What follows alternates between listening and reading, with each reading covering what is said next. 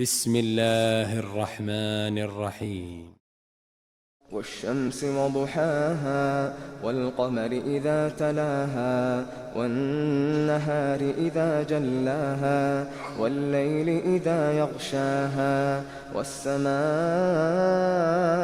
وما بناها والأرض وما طحاها ونفس وما سواها فألهمها فجورها وتقواها قد أفلح من زكاها وقد خاب من دساها كذبت ثمود بطغواها إذ انبعث أشقاها فقال لهم رسول الله ناقة الله وسقياها